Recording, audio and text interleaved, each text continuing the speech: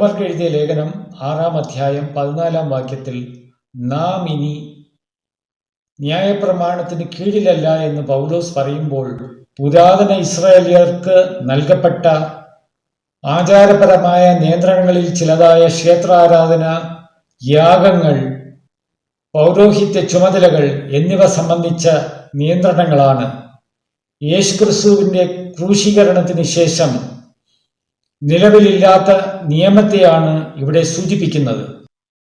എന്നിരുന്നാലും നാം ഇപ്പോഴും ദൈവത്തിന്റെ ധാർമ്മിക നിയമത്തിന് കീഴിലാണ്.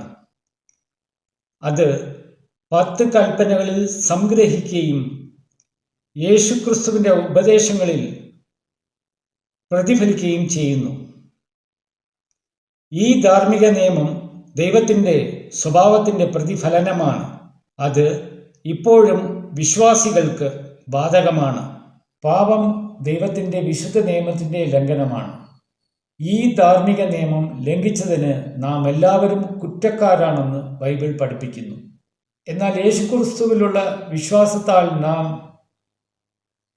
ക്ഷമിക്കപ്പെടുകയും പാപത്തിന്റെ ശിക്ഷയിൽ നിന്ന് മോചിതരാകുകയും ദൈവത്തിന്റെ ധാർമ്മിക നിയമത്തിനെ മാനിക്കുന്ന ഒരു ജീവിതം നയിക്കാൻ പ്രാപ്തരാകുകയും ചെയ്യുന്നു.